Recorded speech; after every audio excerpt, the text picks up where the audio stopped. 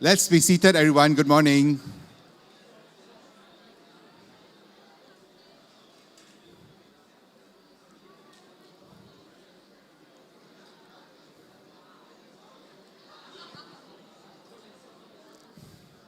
If the ushers or somebody open the doors, can you ask everybody to come inside?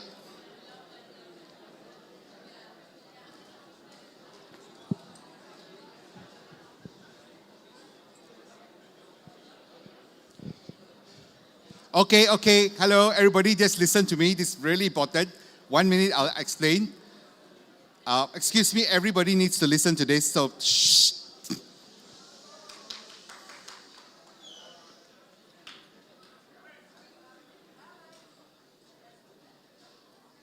Okay, just announcement. This morning, some of y'all asked for transport, but when the bus came, you were not there. I mean, those people were not there. So the two people who were not there, it's okay because this is the first one. If you're not there, then you can hop on to the later ones. But I just want to ask, plea to all of y'all, if you have written and you have said that this is the time you'll be there, please be there. Yeah, that's the first thing. Secondly, some of y'all have also made arrangement with the hotel for taxis. Yeah, these taxis do not belong to the hotel, so they have to get it outside. So today, there was one taxi there, and the people who actually asked for it were not there. So the hotel manager came to me and said, please, can you ask them from now onwards, don't make that kind of mistake. Yeah, really, really very important, because we don't know what to do with that. Okay, so can you please help us with this? Yeah, if your names are in the bus list, you need to be there at that time. Number one, if you have made arrangements with the hotel, and in fact, just with us as well for taxis, you need to be there, right? Okay, thank you.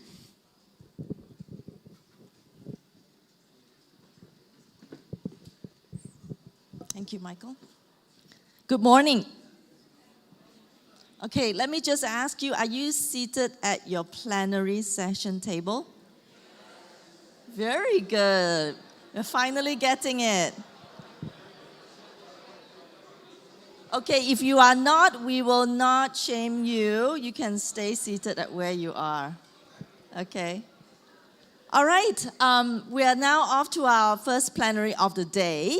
And it's a very interesting subject on penetrating Asia's cultural heartland with the gospel, something that I personally is very interested in. And doing the presentation on this is Dr. Billy Nishioka. He's the research director of the Tokyo Mission Research Institute. And Dr. Nishioka has various degrees from Tokyo Biblical Seminary, Azusa Pacific University, as well as he also lectures at Tokyo Christian University. So Dr. Billy would be doing his presentation, after which Dr. Chansamon Sayasak is going to respond to his presentation. Dr. Sayasak is the president of the Mekong Evangelical Mission, as well as part of the executive committee of Evangelical Fellowship of Thailand. So I think we're in for a treat. So Dr. Billy, come on up.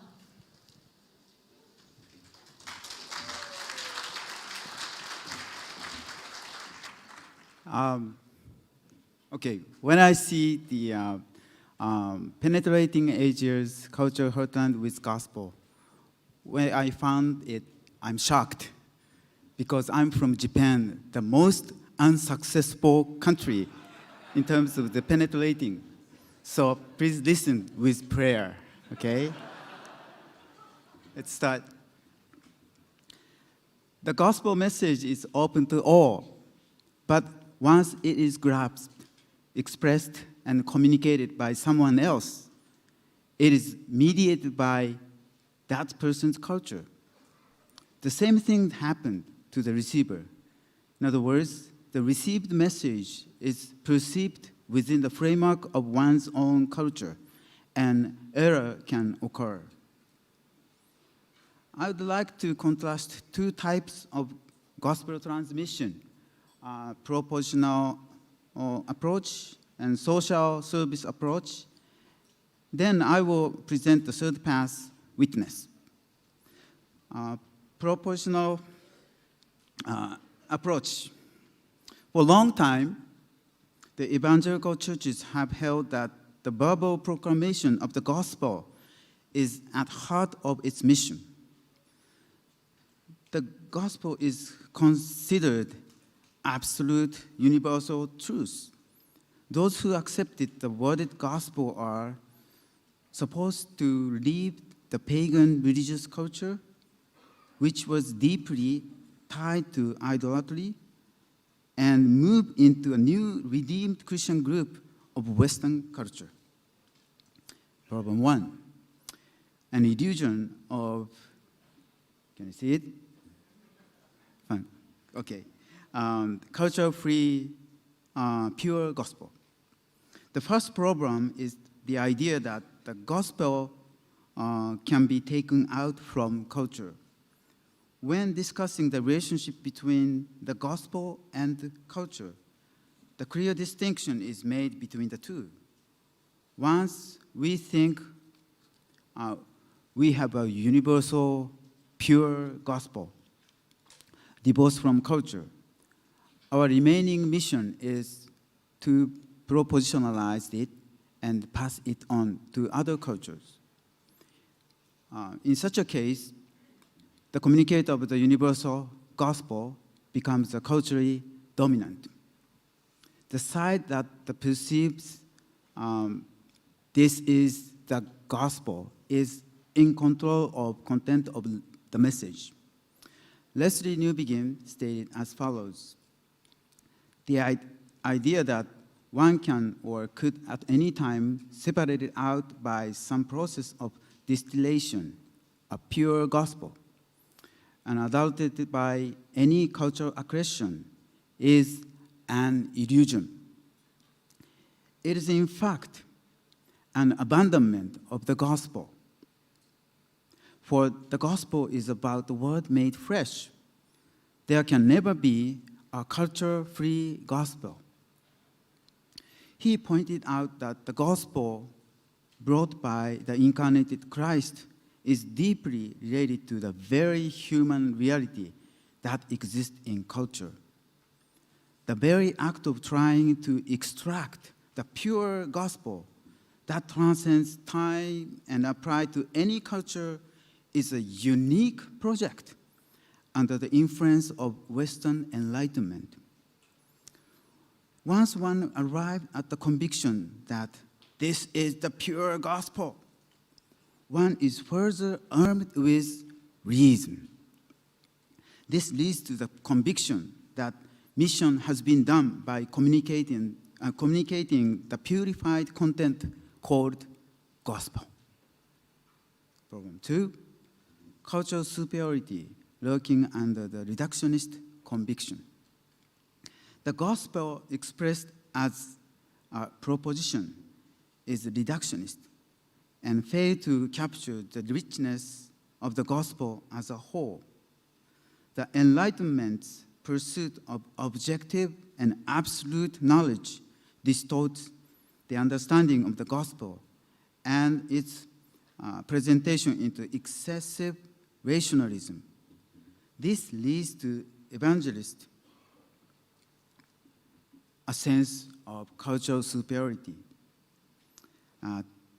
and the lack of respect toward other culture and religion. Focusing on importance of the individual or private sphere and public nature of the gospel is lost. In the postmodern context, the more confidently we proclaim the truth of the gospel, the more people's hearts and minds are turned away. This aversion to one-sided or overbearing evangelism has led the church to back away from evangelism. Problem 3, the worded gospel detached from our life. Neatly worded conceptualized gospel allow it to be separated from the communicator, being uninvolved from believer's life.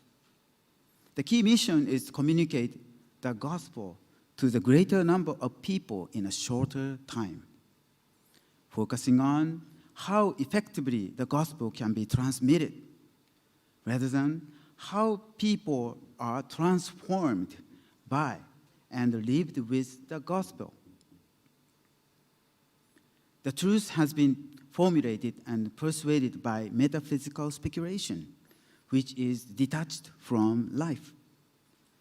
Is it really the same truth revealed in the Bible? This kind of evangelism, evaluated by number for the sake of expanding Christian religion, can be called franchising the gospel.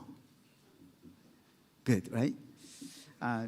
If this is the case, greatest concern is how to effectively spread the gospel contained in the spiritual appeal of propositional statement.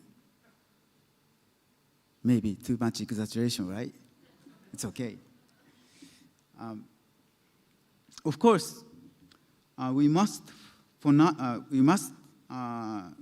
not forget that many people have been restored to a relationship with God and added to God's people through this evangelistic approach by dedicated and faithful Christians. At the same time, we must not overlook the negative legacy of conceptualizing gospel understanding and programmed evangelization. Problem 4. Conceptualized unattached gospel enveloped by foreign narratives. Verbal proclamation without action due to an excessive focus on verbal proselytizing may end up telling an entirely different story. Narrative is deeply involved in the sense-making process. It has been pointed out the framework that ordered and makes sense of these actions at the unconscious layer is the story. The effective transmission of the culture-free, fast franchising gospel managed by success story with market logic. Market logic that supports that narrative underpin meaning-making and value judgment. It is often quantified and evaluated by its value. Words and deeds have been separated. Something happened that was not seen in the incarnated Christ Jesus. Namely, gospel has become detached from life and deeds. Nevertheless, any action is communicated as some kind of word. The fact that there is the discrepancy between the message that has been unconsciously transmitted and the words being spoken is a serious problem. This is a fundamental problem that prevents penetrating the gospel. The words of gospel, which seem to be biblically correct, may no longer resonate in people's heart. Social support approach. In a proportional approach, the preaching the truth of the correct gospel is what evangelism is all about. And living the gospel is seen as a mere application followed by confirmation of the content. No matter how much one responds to the social needs without verbal evangelism, there is no meaning. However, it was the contribution of Lausanne Covenant issued in 1974 that changed the course of this excess. According to its declaration, we express the penitence for both for our neglect and for having sometimes regarded evangelism and social concern as mutually exclusive. We affirmed that evangelism and socio-political involvement are both part of our Christian duty. Since this statement, evangelicals have also been active in social responsibility and social activities. In reality, however, it was more due to the work of support organization than that of the church. The church had become a self-actualizing organization, seeking quantitative growth and its maintenance. Social responsibility came to be fulfilled by organizational group outside the church. The cooperation between social support activity organization and the churches did not always work out as expected. And the two areas basically become the two different work and organizations. David Bosch pointed out the limitation of categorical and dualistic perspective as follows. The moment one regards mission as consists of two separate components, one has in principle considered that each of the two has a life of its own. One is then by implication saying that it is possible to have evangelism without social dimension and Christian social involvement without an evangelistic dimension. What is more, if one suggests that the component of one component is primary and the other secondary, one implies that the one is essential, the other optional. This is precisely what happened. Let me introduce the cases in Japan, Japanese church. Japanese evangelical church have been trying to open their doors to various needs and serve them, even if it has been a limited extent. Let us list some specifics. Support group for mothers and children with infant who are easily isolated from society, providing a space for children to study or fellowship, food assistance for children, for needy families, provision of cafe and day service for prevent the isolation of the elderly, feeding support for those living on the street, cafes where cancer patients can discuss their concern and anxiety anonymously. This is the picture of my church's project. Support activities in natural disasters of earthquake and tsunamis.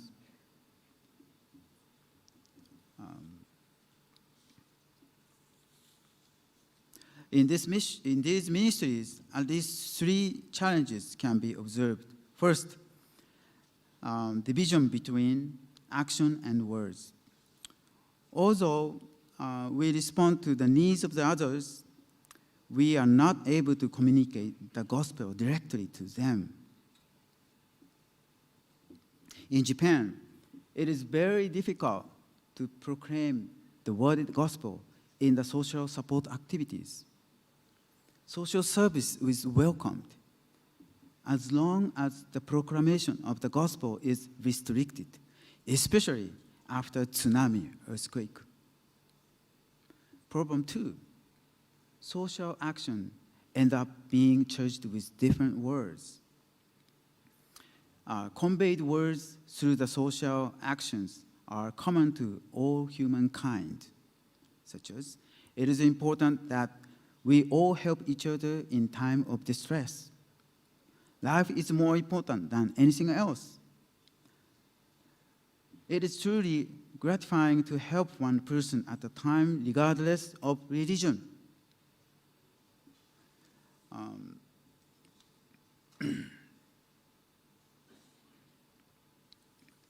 Where am I?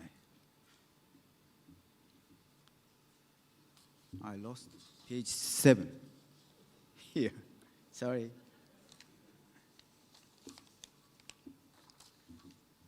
Of course, the importance of opening people's hearts through such act of love should never be underestimated. However, social service and support often become less necessary once the crisis situation has passed.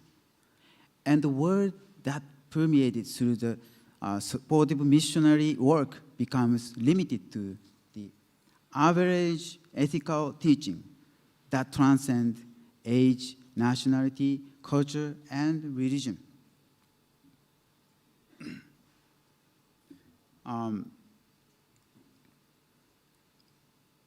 Not yet. When we are placed in a situation where we cannot say no,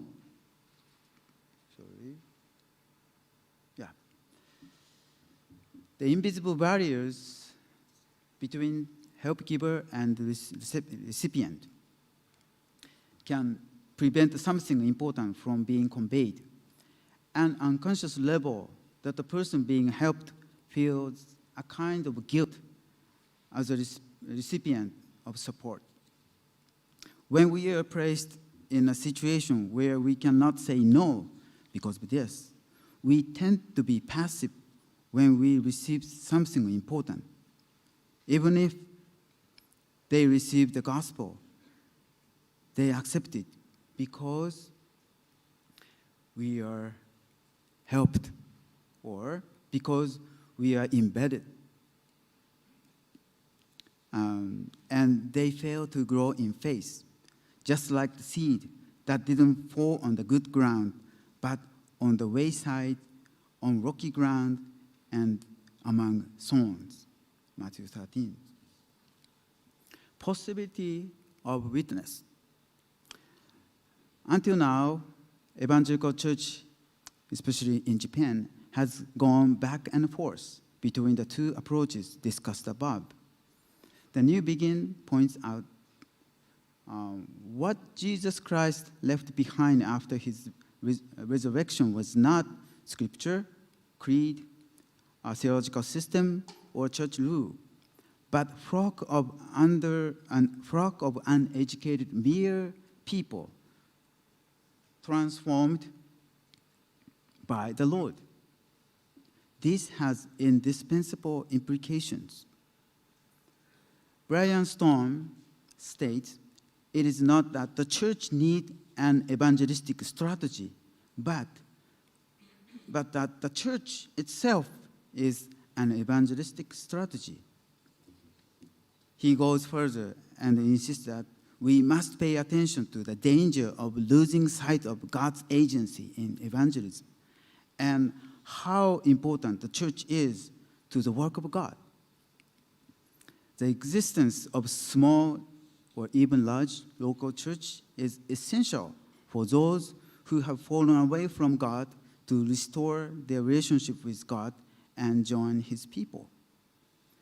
Let us now discuss the importance of witness, comparing with two approaches already mentioned. In proclamation approach, the gospel is transmitted as the absolute truth and with direct conviction in well-organized language.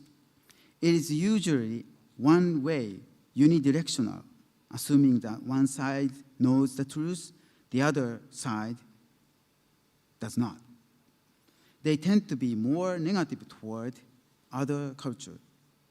In contrast, in social service approach, there are often difficulties in communicating the gospel, the truth, while continuing to serve and support of needs and the recipient. Although the truth is conveyed in the Bible were revealed in the Christ, the content conveyed in social service is diluted to the general common teaching of mankind.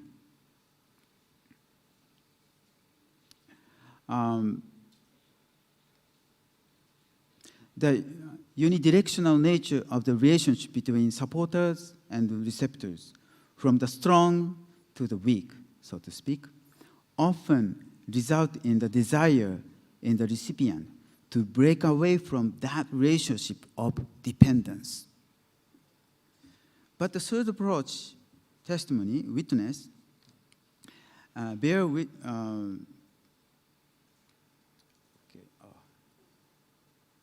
let the recipient find out the truth regarding the sinful self and grace of the cross. This is not one way, more dialogical. It's two ways. In terms of culture, proclamation tends to be confrontational, even the judgmental to the culture. More like social service is more likely to be receptive and sympathetic. The witness presenting the culture, new way of life while living in the culture, creating the new culture together. Now, I want to introduce a story I heard on the radio interview program more than 20 years ago. A Japanese church served many people from the danger of AIDS in a very different ways than the way national government does.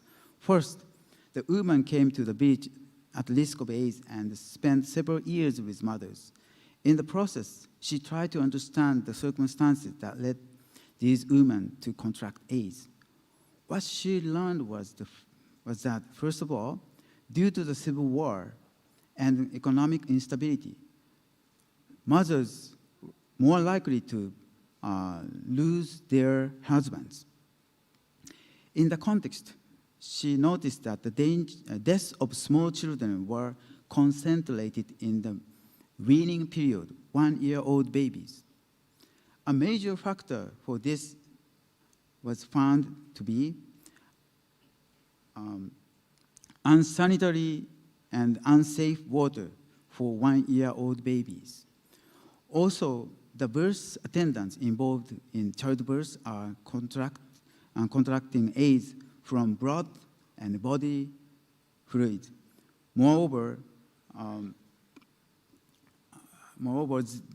they walk around barefoot and do not wear footwear, despite the back of their feet are cracked. This is another factor that spread the danger. Mothers recognize that having many offsprings was essential for survival of their village. Cultural factors such as polygamy were also not unrelated to the spread of AIDS. She proposed that three things become the gospel, drastically reducing AIDS. In the village, there were clay furnace, straw sandal, the kid song. First, the clay furnace can boil water, ensure the safe water supply, because it can maintain firepower with less wood. Second was to wear straw sandal, which prevent the transmission of AIDS through the cracked heel of midwives. Kids' song makes such simple task easier. The announcer then asked, if this has protected so many people in Ethiopia from AIDS and is having such a great impact, don't you think you are too busy to return home and give an interview? She replied, I initially lived with about 7-8 months. I told them these three things as I expected with them. And they will spread the news to the women around them. They communicate better than I do in the local language, so there is no need to worry. There is a big tent meeting organized by government. There is a briefing on the contraceptive. However, because of the distrust of the government, the mothers are reluctant to attend the one-sided presentation from the top. But if the information comes from their own people, they are sure to pass it on. In fact, children from the families who are all used or 3 rarely die during the weaning period. And people wonder, why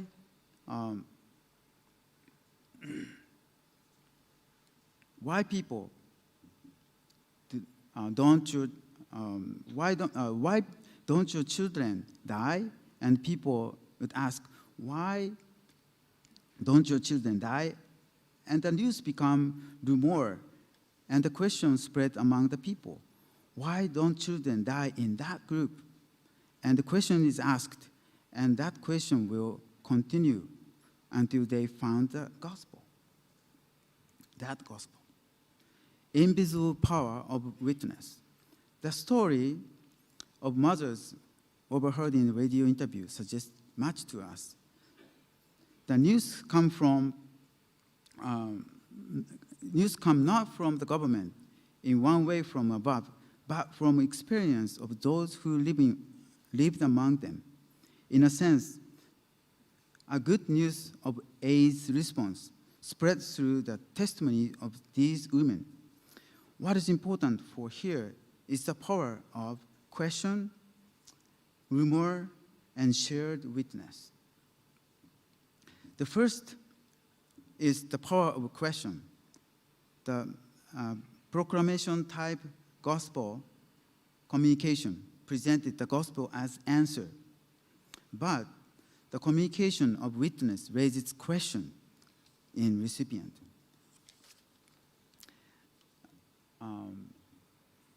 I have to stop, right? Anyway, so 3, I prepared one more story, but number 2, the power of rumor. Rumor played a major role in the penetrating the gospel. It was power of rumor that enabled the early church to spread the gospel with such a vigor. When we arrive in the witness, one's presence has the power to speak without words. This often takes from our rumors. The government, Ethiopian case, the government's one-sided approach from above was counterproductive due to the different rumors. Rumors spread through the surprise of discovery of the recipient. They boiled up from within and spread from below, not from a force from above or pressure from outside. Rumors spread more unknowingly than we intentionally to convey them. It is invisible force that moves people's heart that is essential. And also the power of weakness, the third power of weakness. After confusion of Babel, God's work began with elderly couple who were unable to have children. Israel was also chosen because you were the fewest of all people. 12 disciples of Christ who were called to be with the Lord are uneducated, uncertain people with wrong Christology, right? Was it not the Samaritan woman stood up in her weakness who introduced Jesus to many people in region of Samaria? The praise of the gospel was conveyed.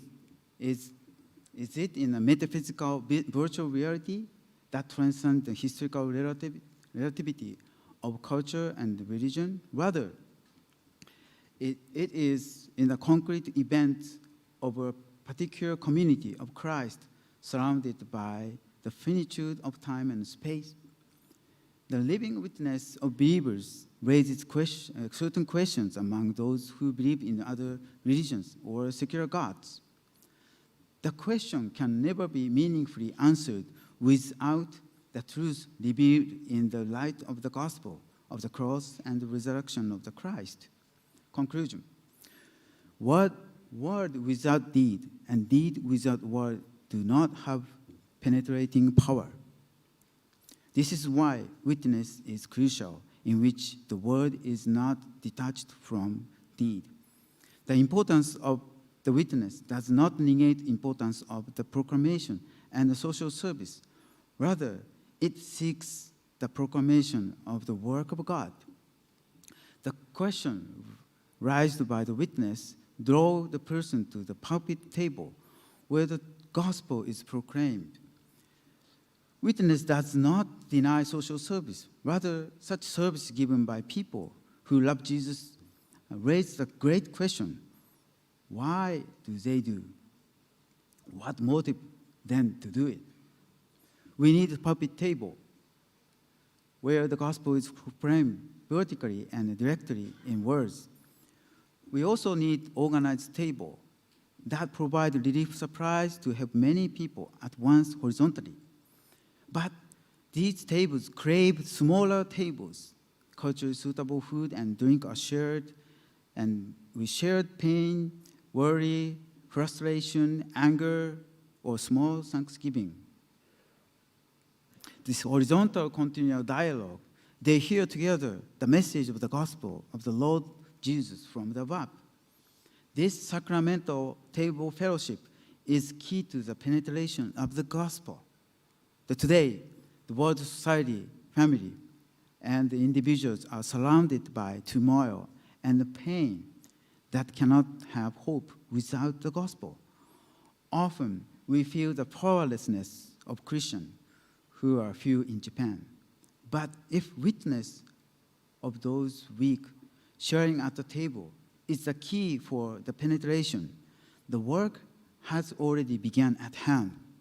The kingdom of heaven is like a mustard seed. Thank you.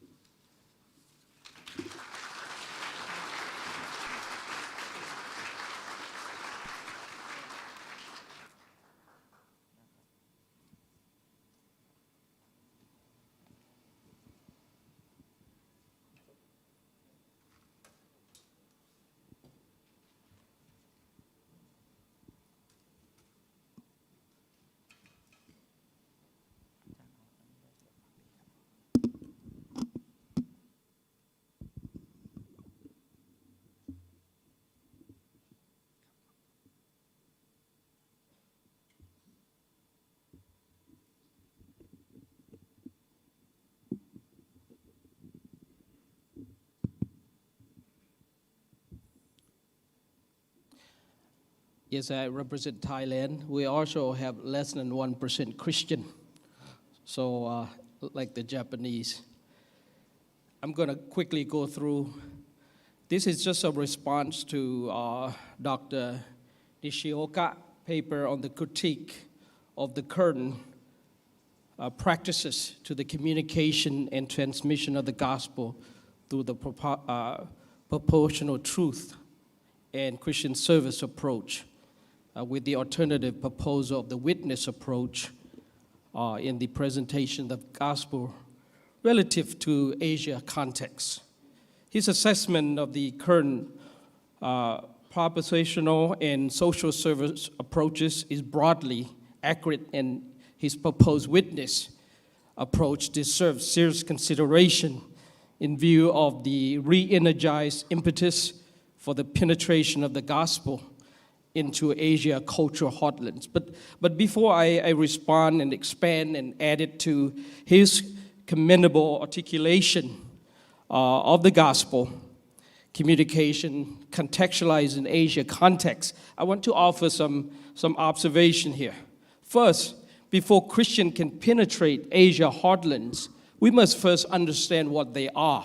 In other words, their beliefs, their values, their religions, or our religion, since we are also all Asians, communication, decision-making process, diversity of languages, and other pertinent culture features should be reflected by us, processed, understood, integrated into the strategies and practices of communicating the gospel message to Asia heartlands. So I am speaking on behalf of the lost continent of Asia instead of a missionary at this point. Secondly, the process of transmitting or communicating the gospel should reflect and resemble the recipient's familiar approaches, methods, modes, styles, techniques, language, and cultural context. Thirdly, the essence of the gospel to be transmitted or communicated should be the focal point of the gospel communication. Essentially, once the gospel is constructed in any language, it is already entwined, integrated into that particular culture, in this case, mostly Western culture.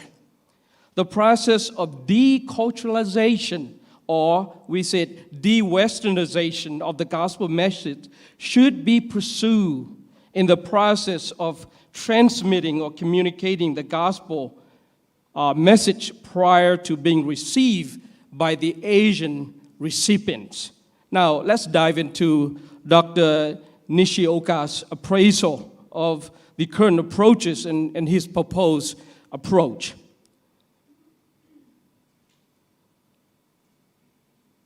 The computer just jumped, and I lost my place. So, wow, that's big. Okay, here you go, technology. So before we dive in, let's dive in. Now, with regard to the propositional truth presented by verbal proclamation of the gospel, I would like to offer my view that Western culturally shaped gospel articulated by the current propositional approach is more suited for the Western mind and cognition and appropriation, where individual mental and verbal assent to this propositional truth is required for salvation. In this regard, I would offer that the gospel proclamation be constructed in views of Asia cultural context with regard to, one, how it is being packaged and delivered. Second, how it is being received by the Asian Heartlands. And third, how are they going to take this gospel, receive, and live it out in their context? Now, on the ground that Asia culture predominantly formed indistinctively from Hinduism, Buddhism, Chinese and Japanese religious thoughts. First of all, most Asia followed their religions, or any religion, on the emotional experience basis, communicating the gospel cognitively to Asians in Asia will only encounter a resistance to change. Second, in line with Asia epistemology, or how we come to know something to be true, trust, credibility of truth is based on action, experience, with distrust for words. And I think I heard the speaker previously talk about we all lies, we don't trust words. I think it was India, I'm not sure. Asian influenced by Buddhism, which accounts for most people in East Asia, hold that language is completely incompetent in describing the reality. And logic should be discarded. Language and logic reasoning segment the holistic nature of reality. Asians in Asia, mostly influenced by its religion, rejected Western linear abstract thinking patterns and adopted the communication style of feelings rather than analyzing or thinking about the situation in the process of the interaction. Now, with this respect, the Christian messenger should package the gospel in more of a narrative, storytelling form or traditional form or other traditional arts, allowing the Asians recipient to effectively experience the gospel as a means for conversion. The biblical and historical accounts of conversion in the early church took place in the context of narratives. Then after the initial conversion experience, then the work of discipleship, the cognitive thinking, reasoning process can proceed. They have their two different roles. So the cognitive process of discipleship can effectively prevent syncretism, which the West mostly or in fear of when it comes to contextualization or indigenization.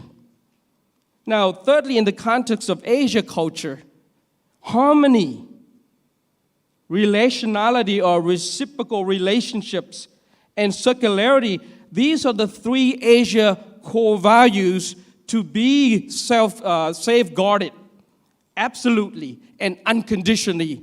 These cannot be compromised. This is what defines Asia or Asians in Asia.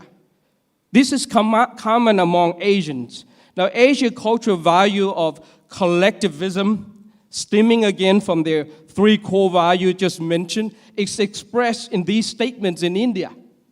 For the sake of family, one may abandon an individual. For the sake of a village, one abandon a family. For the sake of country, one abandon a village. For the sake of a soul, one abandon the world.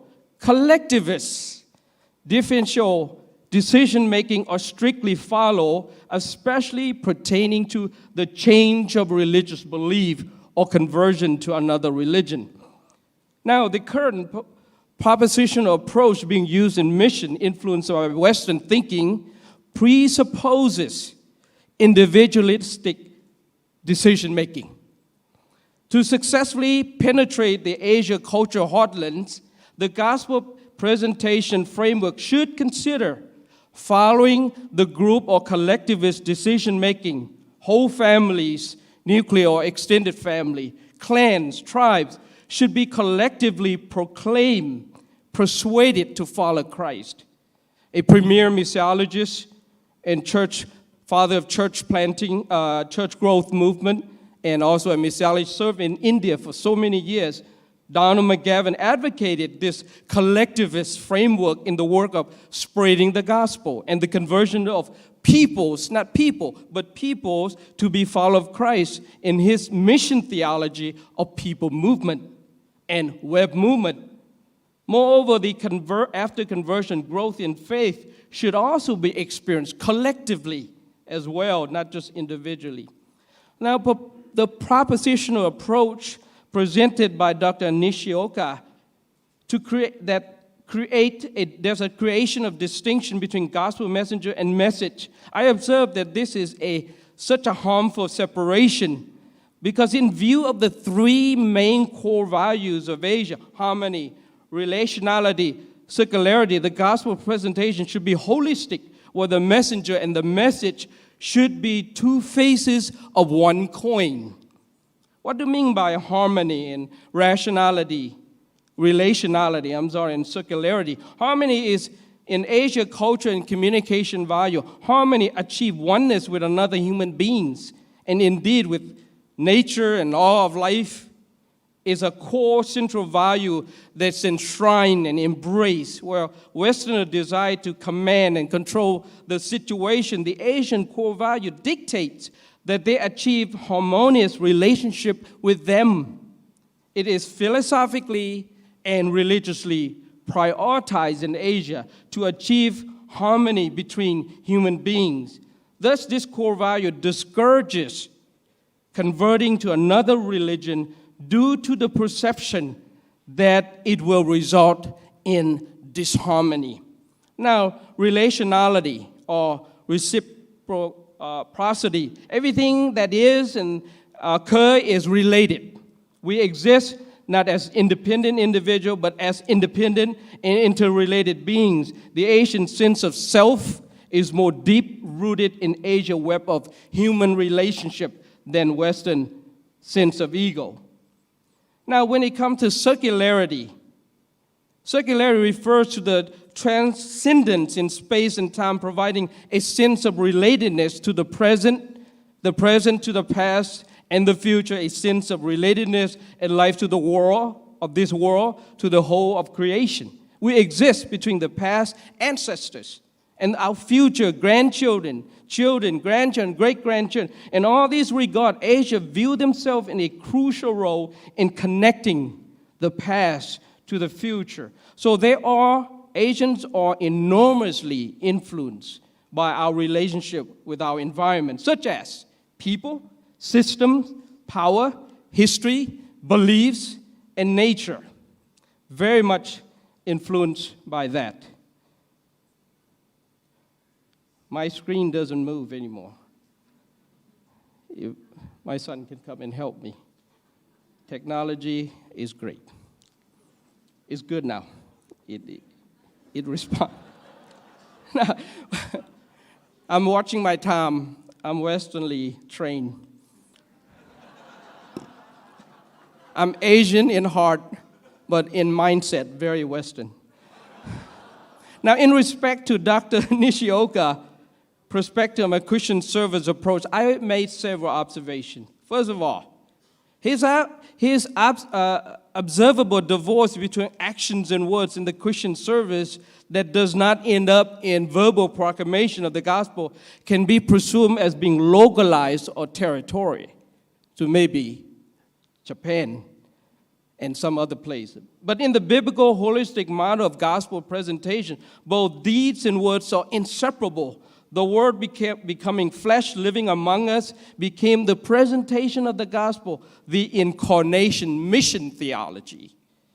Asian culture perceives reality holistically, and is imperative that Christian mission bring an alignment in thoughts and in action to the holistic thinking approach to the gospel presentation. Christian should show love and generosity and tell the reason why. Secondly, with his presentation, his viewpoint on Christian service done by Christians being perceived as good ethics, but failing to lead to verbal gospel proclamation, I view this as being organizational failure and shortcomings, such as corrections to individuals or organizational theology and practices should be pursued so that the verbal proclamation of the gospel can be an integral part of this Christian service. Thirdly, I acknowledge his concern that there is an invisible barrier that is created between the giver and the receiver of the transaction of Christian assistance, and that barrier of force is prohibiting the verbal gospel being presented.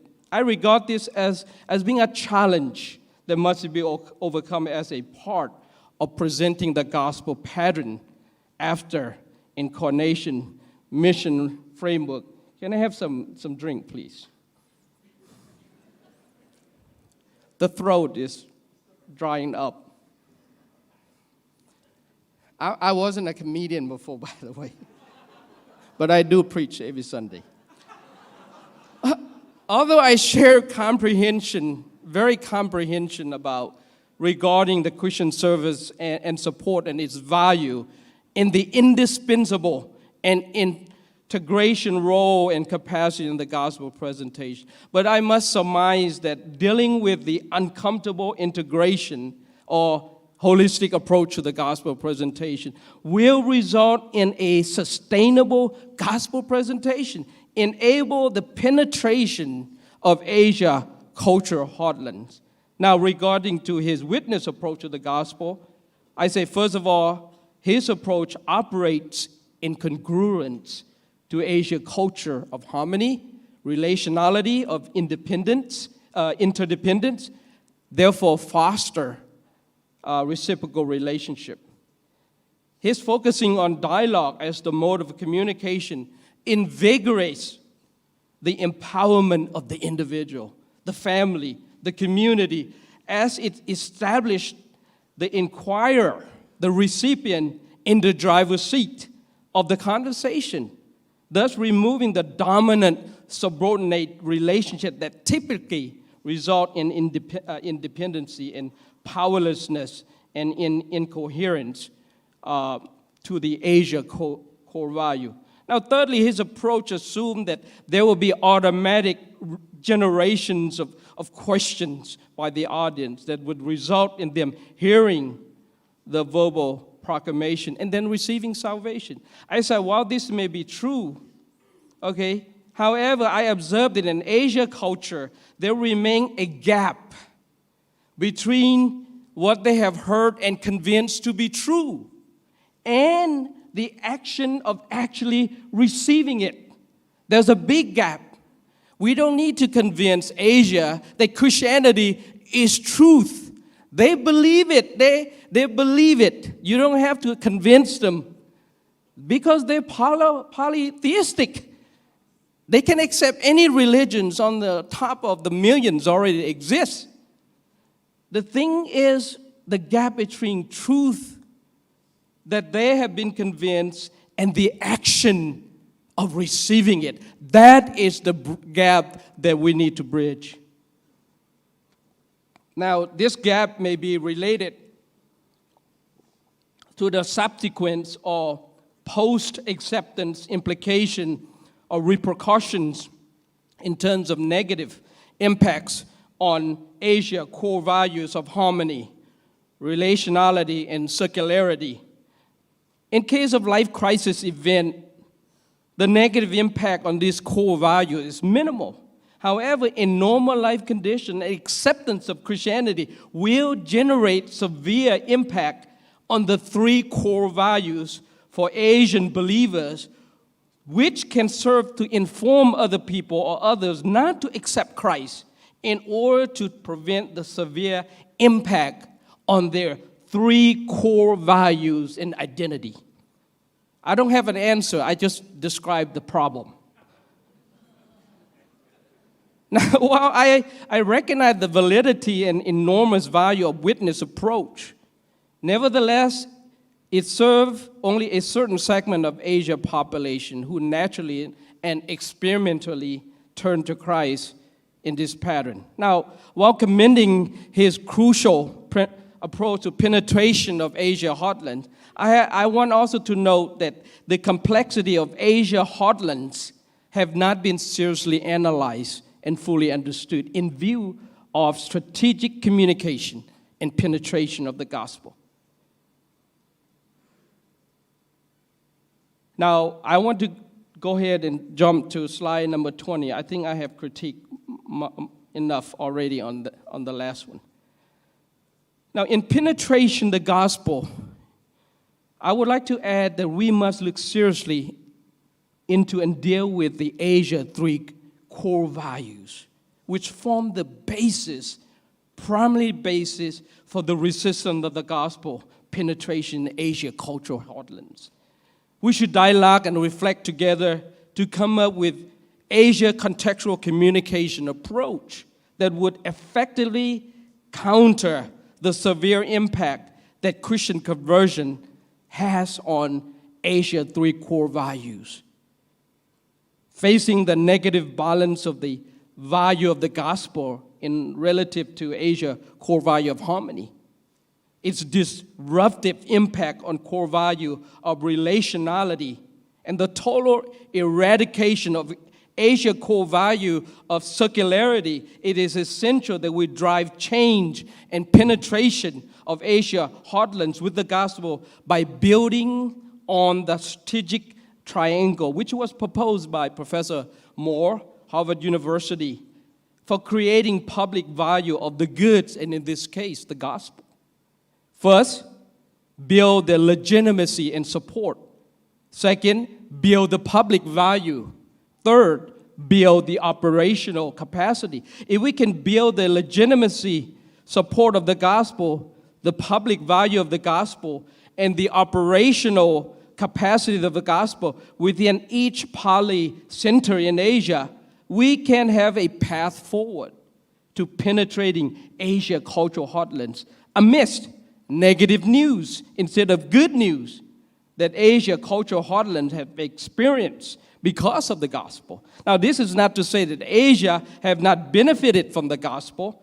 Overall, against its core values, Asia have faced more loss than gain. Christianity in Asia lacked legitimacy and support, stemming back to the period of colonization era due to forced conversion, destructions of Asia heartlands due to Christianity associated with imperialistic and dominant policy of Western power. Christianity is still being perceived in Southeast Asia, particularly Laos, Thailand, and Cambodia, and these areas that have been formerly colonized. They're still being perceived as a destruction to family, ethnicity, communities, national disharmony, relationality, collective and reciprocal relationship in many Asian countries. It condemns, the gospel condemns the secular, I would say the Christianity presented by mission condemn the secularity value of family, connecting to other family members, past, present, and future. Now, how do we build this public and social value of the gospel? How do we build the operational capacity for Asia messenger of the gospel when most churches and ministries started in Asia are still unable to support themselves, govern themselves, propagate themselves, let alone sending out missionaries? This is not to say that some countries like Korea and the Philippines are not doing well in this area. But Asia as a whole is a case in point. Now, our organization, MEM, Mekong Evangelical Mission, we use this strategic triangle of education, business, and church or churches, demonstrating the changed life. We build capacity, okay, of building skill sets and also building mindsets. I was a former animist. My grandfather on the Lao side is a Brahmin priest. So I grew up with spirits and ceremonies of the city of Baksay in southern Laos. When the war took place and the country took over by communism, we fled the country, come to my father's side of the family in Thailand. My father hold both nationality. He's in military major. And so he joined with the U.S. Army and the French, and we lost the war, so we fled. We lost our country. So I seek truth in Buddhism and became a monk and in order to pursue and seek for truth.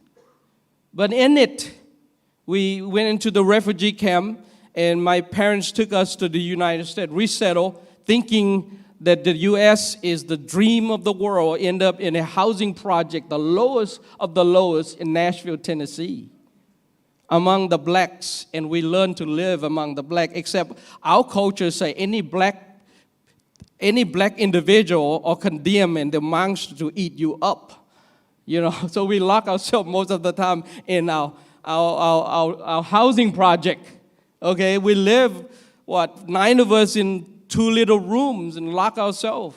And at night, they shoot at each other. And when they look at us and they say, Chinese. That's the only thing they know, Chinese. Oh, it was good. That was the only protection we have because Bruce Lee's movie was very famous then. So I forgot something in the car, so I have to go get it. My brother and sister were crying to death, and so I said, okay, I'll go get it. So I unlocked the door, went out, all these black kids move up and said, are you Bruce Lee? Oh yeah, I'm Bruce Lee. That was the skill of survival, by the way.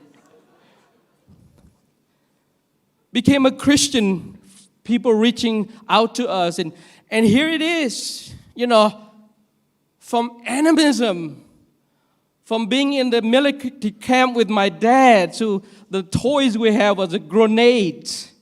And the nearest toy is M16. And another nearest drink is Lao pure drink like they do in Tennessee.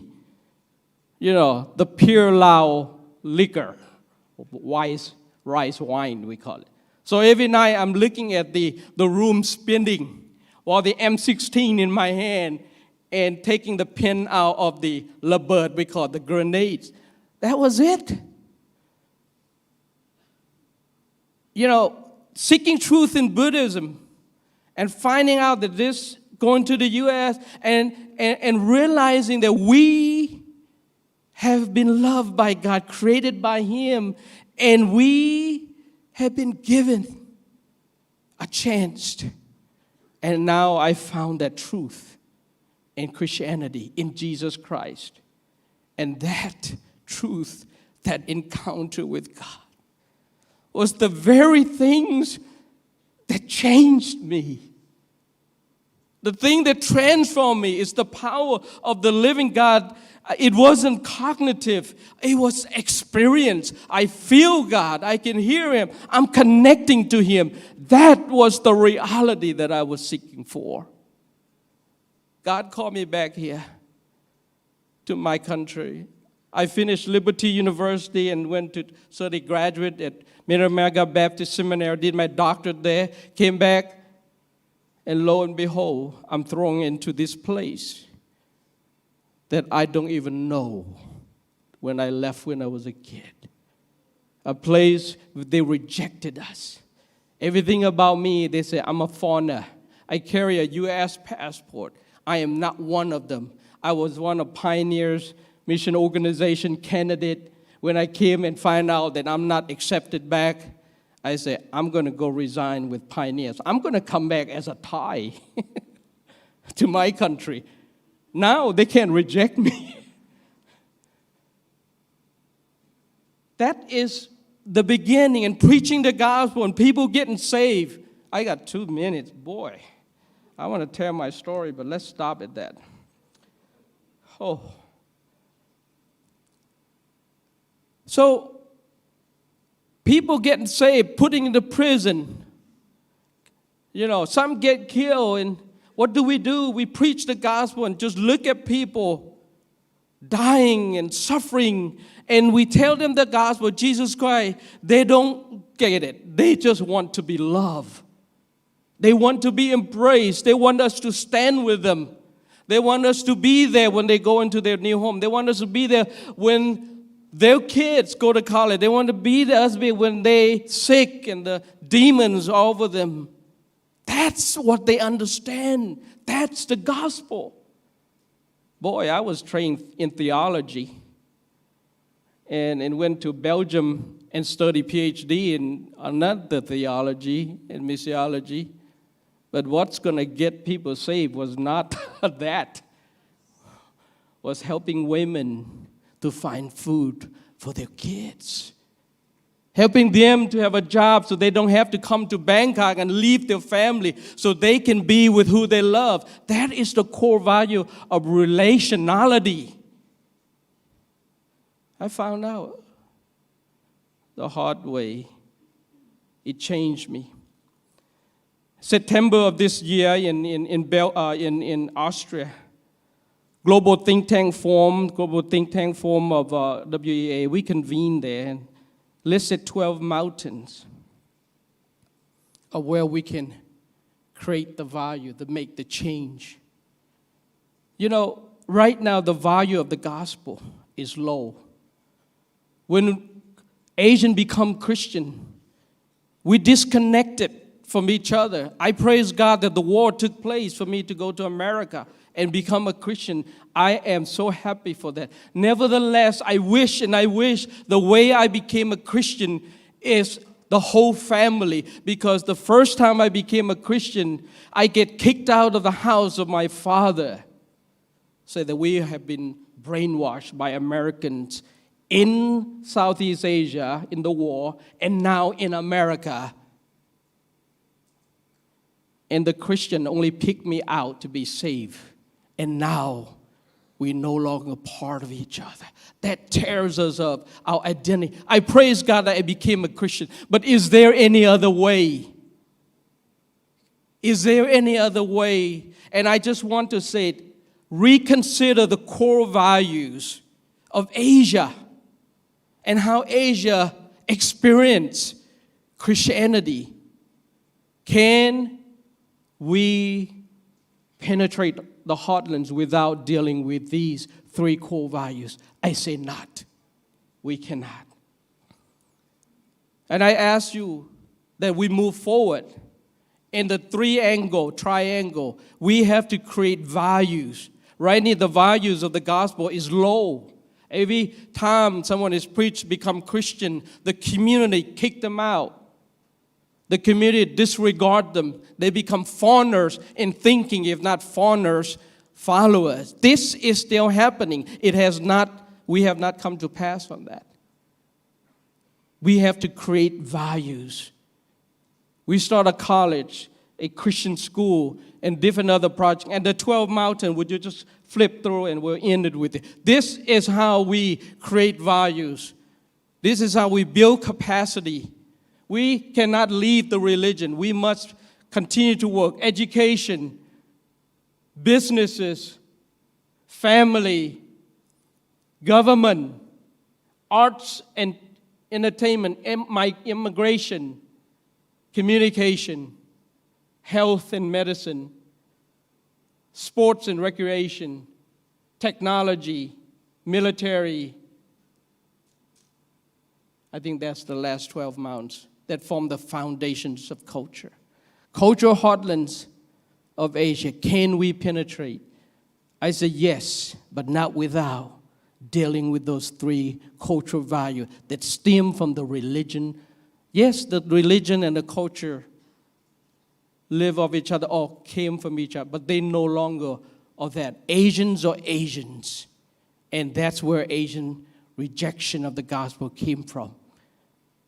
May God bless you as you build values of the gospel, as you build capacity of the churches in Asia, and as you also continue to do those two things so that Asia will lend legitimacy and support for Christianity to grow and thrive in Asia. God bless you. Thank you, Dr. Chen Samon. If you can just remain, we'll have a time of Q&A. Okay. So much to rethink and to revisit as we look at how we can penetrate Asia's heartland with the gospel.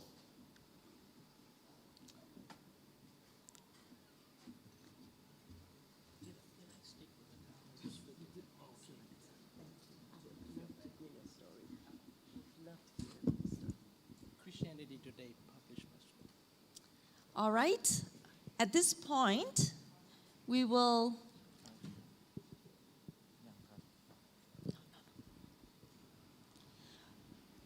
Are there any questions from the floor? Okay, if you can stand up and we will pass you the microphone. Oops.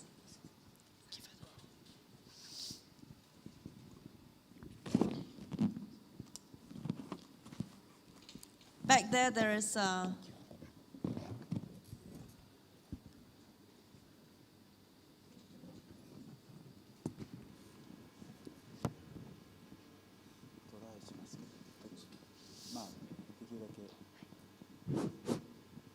Thank you, Dr. Nishioka and Dr.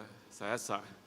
I've been very challenged by both presentations. So I want to thank you because you've raised so many questions that we will take the next 5 years doing our theological studies to resolve them. But I just want to ask two questions this morning. Am I allowed to ask two, Mr. Chair? So just one. No, because one for one and one near the other. It's okay? All right, so a quick one, okay. First, Dr. Nishioka, I noticed that you make a distinction between the propositional and the witness. I don't think anybody will quibble with the emphasis on witness. I think throughout the history of the church has been trying to witness. But the propositional one is one thing that the ancient church has neglected up to this point. When you look at the early church fathers, the studies have shown again and again was that they had to deal with the challenge of pagan philosophy. And it was the early church fathers who challenged the pagans in their philosophy and argued toe-to-toe with them to show that Christianity was an adequate truth and a real truth. It was that work, together side by side with witness, that allowed Christianity to penetrate pagan culture. So I'm wondering, and I would like you to respond, have you put too much of a dichotomy between propositional truth, the challenge, and witness? My other question is to Dr. Sayasa. You talk about the three Asian core values. My question to you, Dr. Sayasa, is at what point does the gospel confront the three core values of Asia? Thank you. I knew that question was coming. If I understand correctly, I try not to dichotomize, the proportional approach and the social, approach. But we tend to see that way, and we value that way. And when we do the social service, especially in Japan, it's very difficult to proclaim the gospel. And the more we focusing on servicing, the more it's very difficult to communicate the gospel through the words, especially the uniqueness of Christ, and those stuff is very difficult. But the witness, if somebody is changed the life, then the person become some sort of. Many people see why the person changed a lot. Then the witness arise the question. The question is answered only the gospel is taught. The question needs the answer. The answer is only the gospel. Only Jesus can change her life. So the witness is very important for raising the question, and the question is has the power to seek the gospel, to seek the answer, instead of telling the answer, the gospel, but showing the testimony is the way of approaching the people. So the social service is very important, because that service is always bring them the question why they come to this social group, why they're doing this. The answer is only Jesus. So when they have a question, the answer is only Jesus. If we do in the name of Jesus, that's the answer, I hope. I forgot your question already. At what point does the gospel, you say that in order to Asia's culture, Yeah, the gospel must take seriously the three core values of yeah, Asia. yeah. But at what point does the Got it. gospel Confront. confront the three core values? Okay, thank you again. I think there is a sequential response here, issue here, is that cognitively, how the gospel being presented, it should be the second step. The first step is getting them saved first, okay? And so here, what I'm presenting thing here is that Asia, I'm talking about Asia now. This is how Asia understands and experience religion and are willing to allow change to happen. They have to experience it first. And that's how truth are being verified, through experience, through intuitive experience. Now, once they come to know Christ, then the cognitive takes place. That is the discipleship. The propositional truth then takes place. Now, when that propositional truth confront, I think it confronts later. Now, if someone were hungry, you give him something to eat first. Let them have a good mood. Then you talk about what's wrong with their life. Get them to that place first. Then you work out the confrontation. I'm not saying Asia culture lacks any sinful traits. That is not it. I'm just saying, do we want to penetrate it? If we want to penetrate it, we must understand how to do so.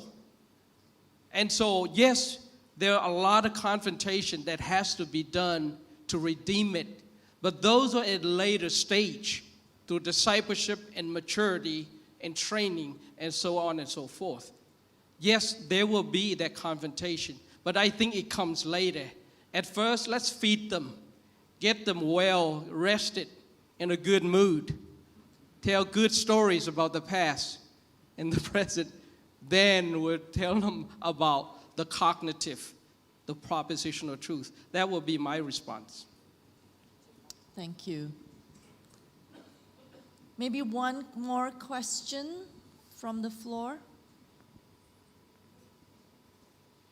Okay, we have one back there. Thank you. My question is to Dr. Saisa. Thank you so much for such a powerful and wonderful response.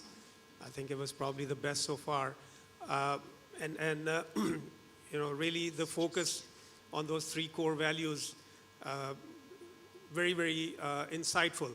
Now, most of our efforts these days in Asia of our missional ministry or other ministry is on decolonizing Christianity, you know, creating a new image, an Asian theology, an Asian Christianity. And I want to ask you a question that basically I asked another speaker a couple of days ago, and I think it'll be helpful to have your perspective on that as well. And my question is, what do you think were the factors that the Western image of Christianity became so dominant in Asia that even today were associated with West, and the image of Christianity still entails to be Western Christianity? I'll respond now. I think there's two factors. Colonization really did that job. But second, also understand the value of relationality. In relationality, there is a patron-client relationship. In the Thai, we call the Bun Kun relationship. You always allow the Westerner to take the patron, and you're the client, because you want to maintain the harmony, which is the harmony core values. Now, allowing that to happen does not mean that they want you to do it. But don't misunderstand, it's not dominant subordinate relationship, is that of functions of that responsibility. The patron is responsible morally to take care of the client to protect and to provide, and the client is to provide names and allegiance. And it's a matter of functions and not dominant and subordination. I think there is a misunderstanding here. So the Asian don't look at it as you being dominant. It's basically to diffuse any disharmony, to break up any relationships. And also, and those are the two dominant values at play. Okay? So I would say sometimes the Western may misunderstand the message here, allowing them to be dominant. And so in a conversation on a table, if there's a Westerner there, a missionary, Westerner, an Asian, all the Asian will be quiet. And that's why this form say, Western missionary, you sit on one table, okay? Just for a while, nothing offensive. That look like dominancy, but actually is an Asian way of dealing with things. So I would say it's apparent dominancy, but not really. If you come to it, the Asian may not take you in as a son-in-law if you don't deal with it right. And this, Westerner come and get married to Thai women, and one day we walk over, why are you standing outside on the streets? Oh, my father-in-law kicked me out because I raised my feet up. Okay. So what I'm saying here is that, you know, when you touch the core value of Asia, that's when you see the tiger come out. And this is really true. So I think it's a false dominancy. It's an apparent dominancy. They just look like they're being gentle, but don't touch their core values. Thank you. Would Dr. Lili like to comment on that? Probably we are so westernized, especially in Japan, so westernized. So we accept the reality of being westernized. And also in a deep sense, it's not the Western, it's really relational, as you said. And also the more emotional, more narrative or storyteller. You mentioned about story. So more and more we are storyteller, and the witness is a kind of a storytelling process. Then, and in the story, without Jesus, the story is meaningless for Christian. So, but we don't have to say Jesus purified Jesus, but we can say, use the story of my life, and without telling Jesus, but and if you see the Bible, then people understand why he changed a lot, why this person is don't worry about death. So I think the storytelling, rather than propositional statement, is a very suitable for penetrating the gospel in the Japanese or Asian culture. Maybe in United States or in a Western country also, probably. Yeah. Can I respond one more to?